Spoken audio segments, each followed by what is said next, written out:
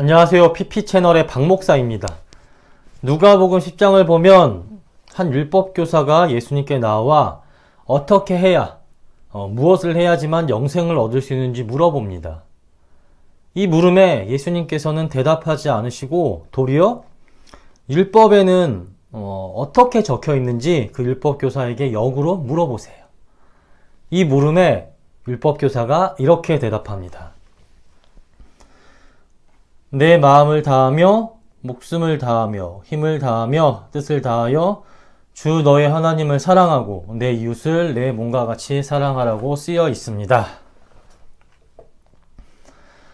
이 율법교사의 대답을 들으시고 예수님께서는 내 말이 맞다고 하시며 그런 사람만이 영생을 얻을 수 있다고 말씀하세요. 예수님께서는 하나님을 사랑하고 이웃을 사랑하는 것이 영생을 얻는 방법이라고 말씀하십니다. 언뜻 보면 하나님 사랑과 이웃 사랑이라는 두 가지 방법을 제시하고 있는 것 같은데 사실은 그렇지 않아요. 예수님께서는 영생을 얻는 방법은 오직 하나님 사랑이라는 한 가지 방법만을 제시하고 계십니다. 왜냐하면 하나님을 사랑해야지만 이웃을 사랑할 수 있기 때문이에요. 하나님을 진정으로 사랑하는 사람만이 이웃을 진정으로 사랑할 수 있습니다. 물질과 같은 인간적인 필요를 채워주고 도와주는 것도 사랑의 한 부분이지만 진정한 사랑은 복음을 통해 그 사람이 구원받아 영생을 얻게 해주는 거예요. 그렇기에 하나님을 사랑하는 자만이 진정으로 이웃을 사랑할 수 있어요. 하나님을 알지 못하고 하나님을 사랑하지 않는 자들은 제일 중요한 구원을, 영생을 줄 수 없기 때문에 온전히 이웃을 사랑할 수 없습니다. 이렇게 하나님 사랑이 우선돼야지만 진정한 이웃 사랑을 할 수 있고 하나님 사랑에서 진정한 이웃 사랑이 시작되는 거예요.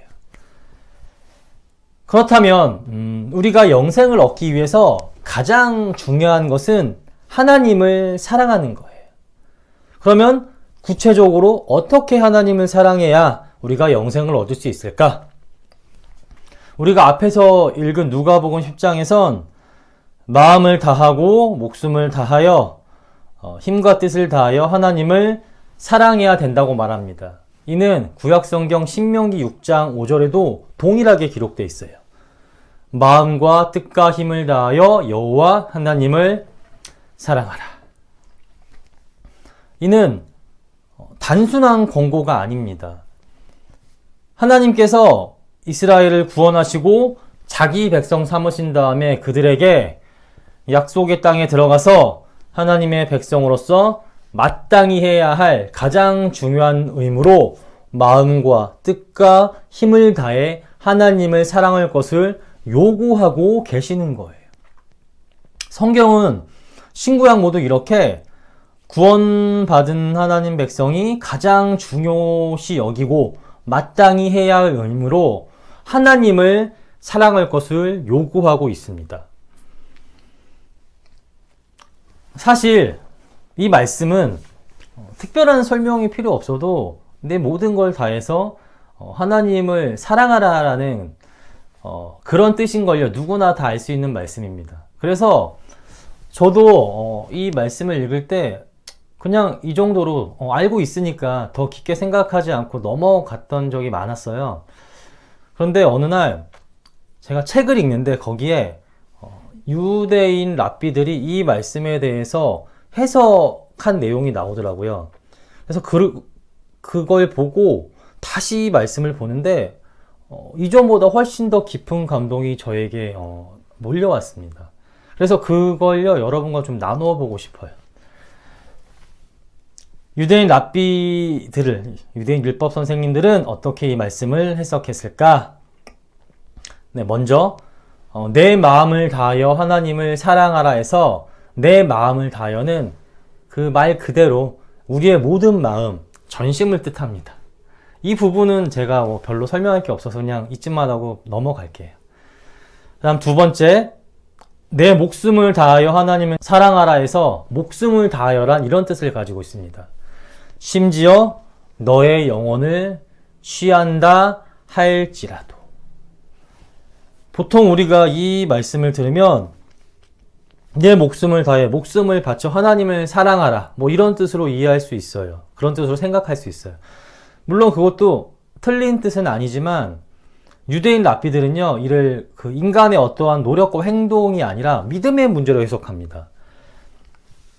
내가 힘을 다해 뭐를 하는 개념이 아니라 하나님께서 너의 영혼을 나의 생명을 가져간다 하더라도 끝까지 하나님을 믿고 사랑해야 된다고 말해요. 이는 하나님은 항상 선하시고 언제나 나에게 가장 좋은 것을 주시는 분이라는 그런 굳건한 전적인 믿음을 바탕으로 합니다. 즉 나의 생명을 걷어 가신다고 해도 그것조차도 하나님께서 나에게 가장 좋고 선한 길로 인도해 주신다는 믿음, 이 믿음을 바탕으로 하나님을 사랑하라고 말하는 거예요. 하나님께서 아들 이삭을 바치라고 했을 때 아브라함은요 그 말에 순종하여 아들 이삭을 바치러 갑니다. 그게 쉬웠을까요? 100세 때 얻은 외아들이잖아요. 그게 쉬웠을까요? 아니죠. 그런데도 그가 아브라함이 하나님 말씀에 순종하여 그렇게 할 수 있었던 이유가 무엇이었겠습니까? 네, 바로 이런 믿음이 있었던 거예요. 아브라함은요, 그래서 하나님께 믿음을 인정받습니다. 하나님께서 우리에게 원하시는 것도 이거예요. 하나님은요, 우리가 이렇게 하나님을 믿고 살아가길 원하십니다. 내 목숨을 가져가신다 하더라도 저는 선하신 하나님을 믿고 사랑합니다. 마지막 세 번째, 내 힘을 다하여 하나님을 사랑하라 해서 내 힘을 다하여는 내 모든 소유물을, 내가 가진 재산을 다하여 라고 랍비들은 해석합니다.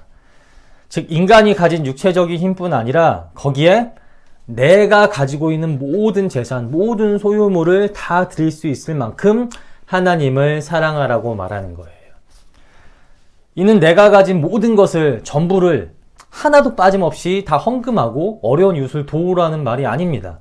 물론 그런 요인들도 매우 중요한 요인이지만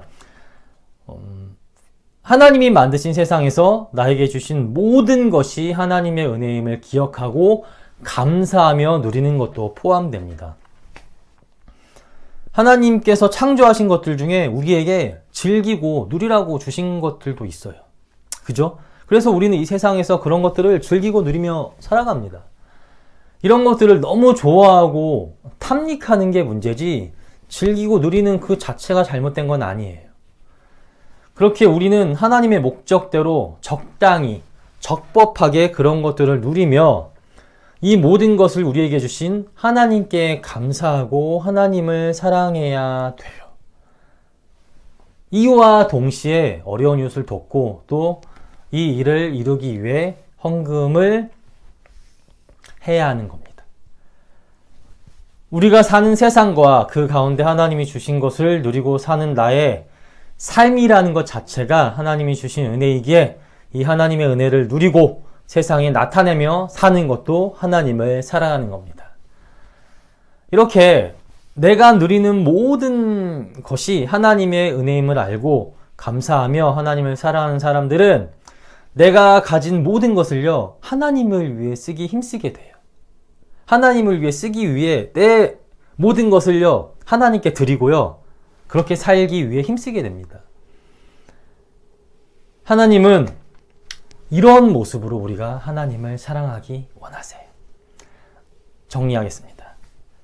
지금까지 누가복음 10장 27절에 나오는 마음과 목숨과 힘을 다하여 하나님을 사랑하라는 말씀을 한 부분씩 나눠서 설명했지만 사실 이는 하나로 연결되어 있어요.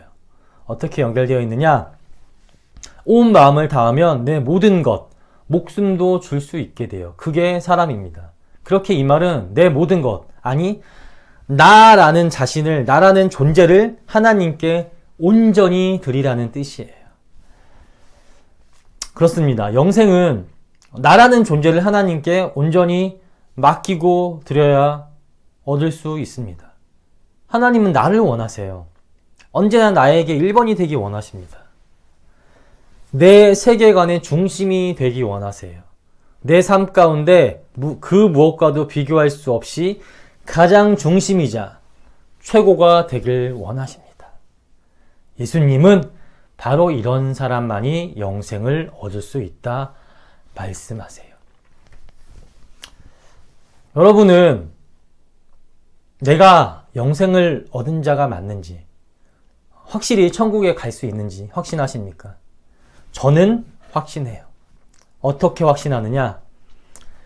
네, 저에게 1번은 저의 삶의 가장 최우선순위자 그 무엇과도 비교할 수 없는 가장 최고이자 중심이 하나님이니까요. 여러분은 어떠십니까? 영생을 확신하세요. 하나님이 여러분의 삶의 가장 중심이자 최우선이니까.